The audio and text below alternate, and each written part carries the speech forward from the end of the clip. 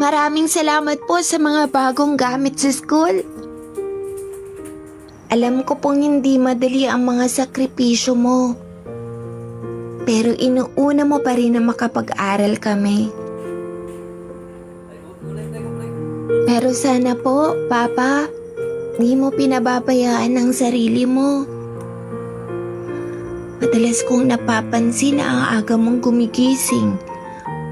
Magkakape lang tapos diretso na sa trabaho. Walang reklamo pero kita ko ang pagod sa mga mata mo.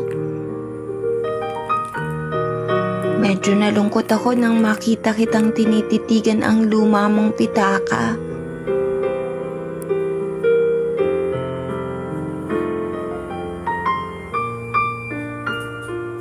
Parang iniisip kung paano pagkakasyahin ang kita para sa mga bayarin.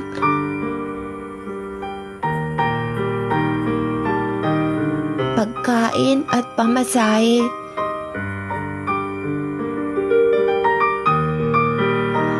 Pag-uwi mo sa gabi kahit pagod ka na, ikaw pa rin ang nag-aasikaso sa amin. Titingin kung may kailangan kami. At makikinig sa mga simpleng kwento namin na parang pinakamahalaga sa buong mundo. Ramdam namin ang bigat na pasan mo, Pa. Parang halos lahat ng kapitbahay ay nautangan mo na, maitawid lang ang budget sa katapusan. Pinapasok mo ang kung ano-anong racket.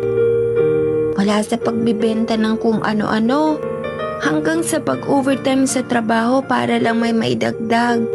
Alam naming mas malaki ang gastusin kaysa sa kinikita.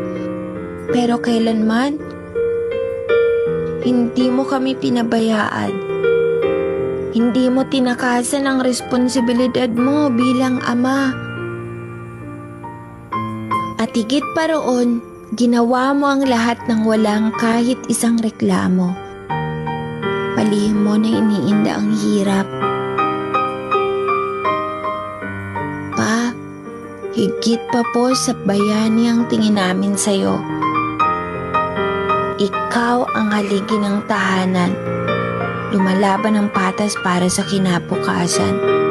Alam po namin, Pa, na sa kabila ng lahat ng hirap, ang tanging pangarap mo ay mabigyan kami ng kahit kaunting ginhawa.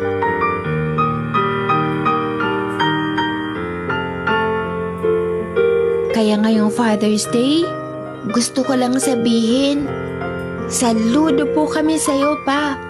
Mahal na mahal ka po namin. At darating ang araw, kagaya mo ang magiging ama ng anak ko. Rest in peace, Pa.